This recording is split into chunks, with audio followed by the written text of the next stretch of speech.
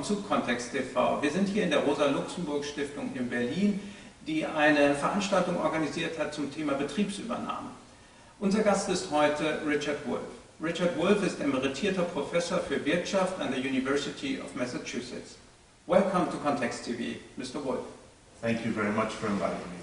Talk about the economic and financial crisis in the United States, which is right now deepening. What are the causes for this crisis and how is it linked to the crisis in the Eurozone? Well, to begin, it's the most serious economic crisis in the lifetime of the people alive in the United States today. The only thing like it was the collapse of the 1930s, the Great Depression, which is 75 years ago, so there are very few people left who have any clear understanding of it.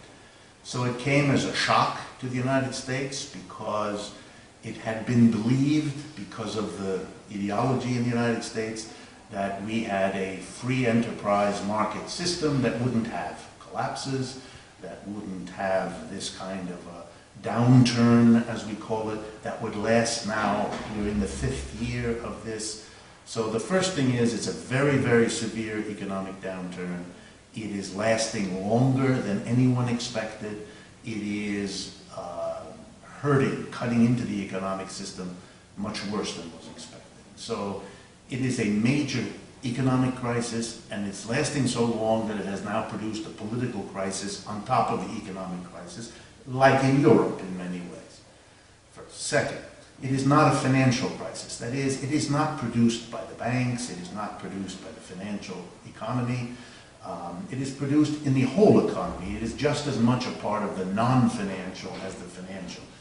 The reason it is called a financial crisis in the United States is to comfort people that it's a crisis limited only to a part of the economy rather than a crisis of the whole economy. Let me explain. For most of the history of the United States, we were a society in which wages rose year after year, roughly from 1820 to 1970, 150 years, producing in the United States the highest wages in the world, producing a belief that Americans have, till this day, that they are in a special place, where you are rich if you work hard, where you will have your children live at a better standard than you, and your grandchildren even better, and so forth. All of that stopped in the 1970s when the long-term labor shortage of the United States ended. You have to understand that the reason the wages rose was we never had enough labor. We had a successful capitalism without workers, partly because we killed all the Indians we found there when we first came as Europeans. And afterwards, the capitalism was successful and there weren't enough workers, which is why we are a nation of immigrants, one after the other. But in the 1970s, it stopped. The computer meant we didn't need people so much. American corporations moved out of the United States in huge numbers for cheap labor elsewhere, for example, China and India. And finally, the women's liberation movement moved millions of women into the labor market. So you had less demand for jobs because of computers and export of work, and more people looking, women and more immigrants keep coming. The result was real wages stopped rising.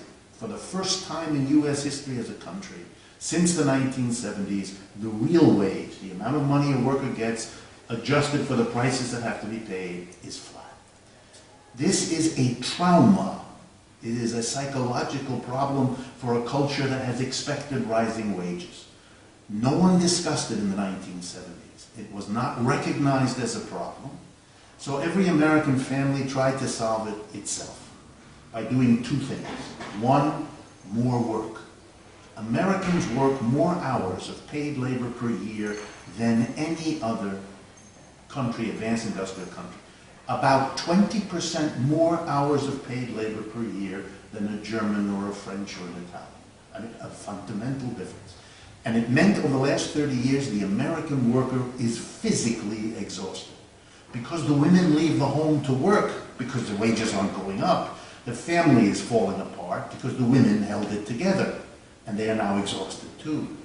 But the most important thing is that the working class of America, starting in the 1970s, to deal with the trauma of no more rising wages, decided to keep on consuming as they had been promised they could, as they had promised to their children, you will have a college education, you will have a car, you will have a nice home, they borrowed the money. And for 30 years, the American working class borrowed more money than any working class in the world had ever borrowed. For their home, for their car, for their credit card, and for their university education. All workers, all students in the United States now graduate with debt. 30 years ago, almost no students had debts. So by 2007, we had an exhausted working class. It couldn't work any more hours. It couldn't borrow any more money. It couldn't send any more people out from the household to work. They were finished. And the rise in the economy was over. And it collapsed.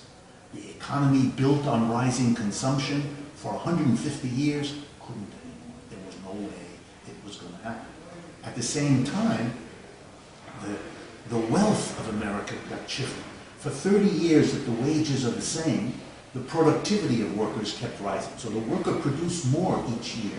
Better machines, more machines, new computers, faster labor, better training. So the worker output that delivered to the employer goes up for the last 30 years, every year.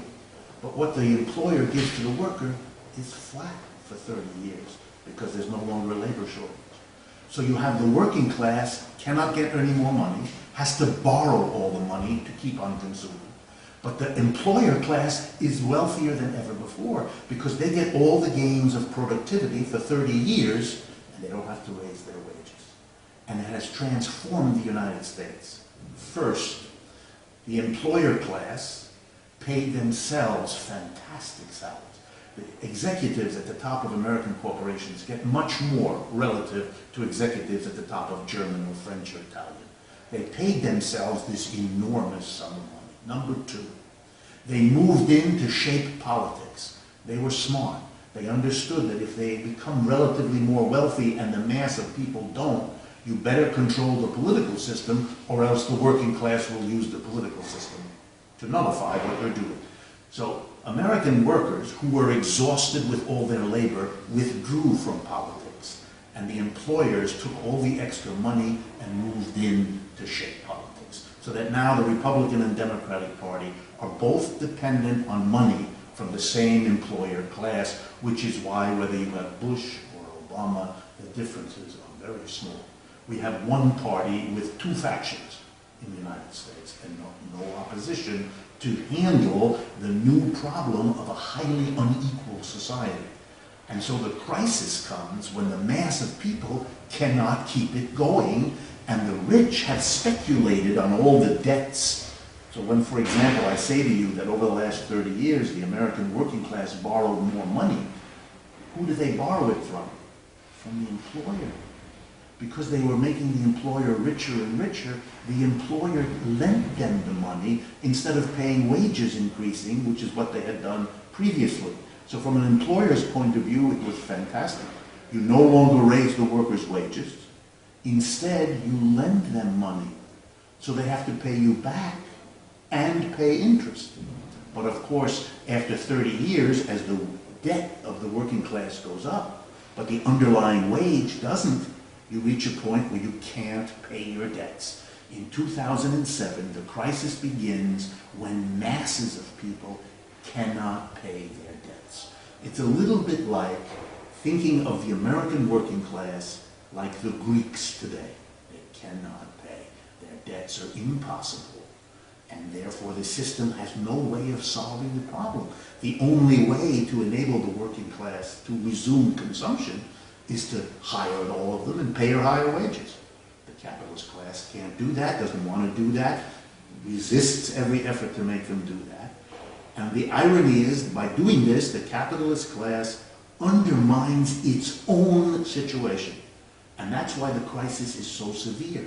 There's no way out without massive changes that the capitalist class, the employer class, will not do. And so you have the situation. And it is just as serious in the United States as in Europe. In many ways, more serious. The irony is that all the attention these days is on little Greece or Italy.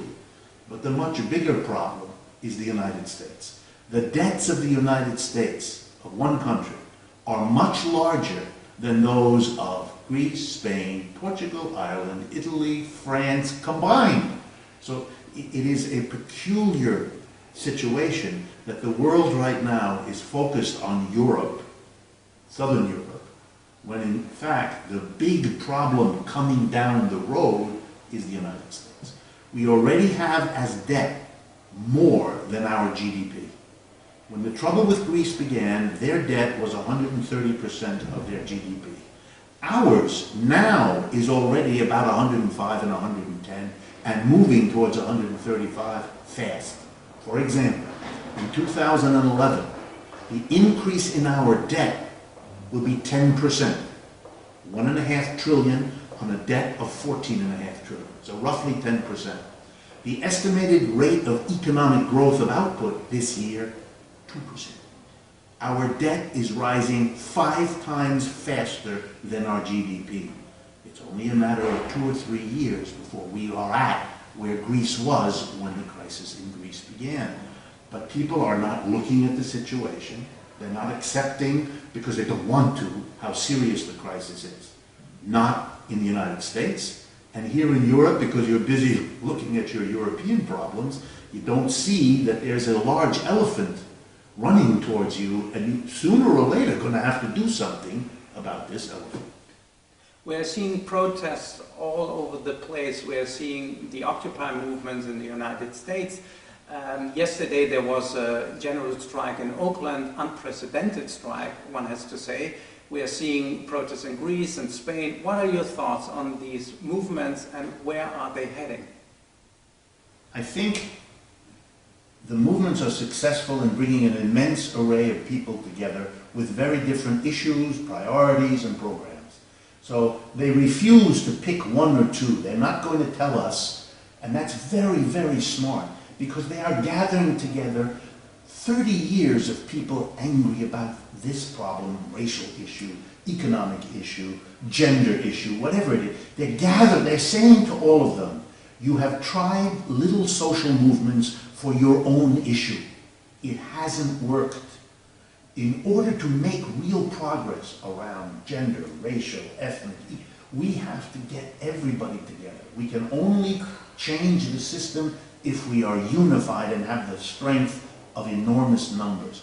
And this is working. That's why people are coming together. They are not fighting each other. It should be that we fight for racial issues, or it should be that we fight against the war in Iraq and Afghanistan. No, no, no. They understand we are bringing everybody together. Later on, we'll worry about which issue when. But at first, we have to be strong enough to make a difference. We're not going to make the mistake of fighting out and then separating and splitting. This group does this. We're not going to do it. Very important, and that's why they're so successful.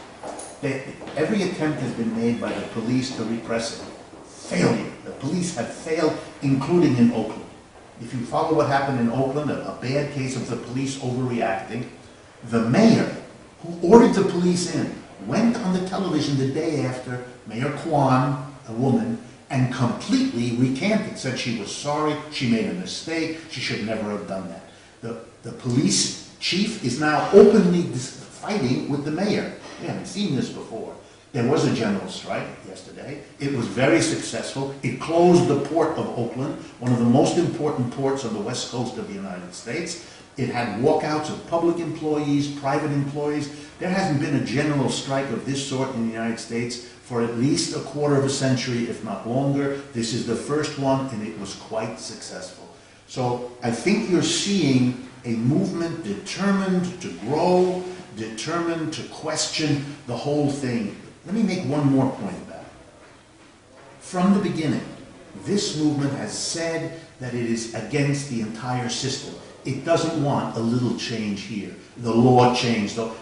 That's not the problem. The problem isn't this or that or the other. It is the system as a whole.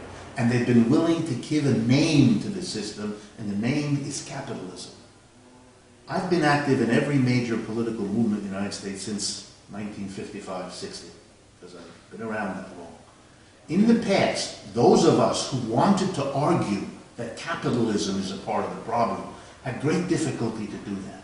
That was seen as dangerous or disloyal or too much. That's not the case anymore. I go everywhere. I've been speaking at many of the Occupy movements. I talk about the problem as capitalism, and that's acceptable. Not everybody agrees, but it's an acceptable part of this movement.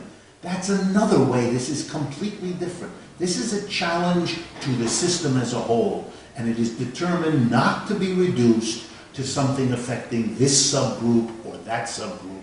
This is a change, and it's been successful in getting that across to the American people. A movement which says openly that capitalism is the problem is now getting between 55 and 60% sympathy in every national poll conducted by the New York Times, CBS, and so on. So here's a movement that is more radical than anything we've seen, and within 1.5 months of existence has the majority of the American people expressing sympathy. The left never believed it could do that, and we've already done it, and we're just at the beginning. Thank you for being with us, Richard Wolff.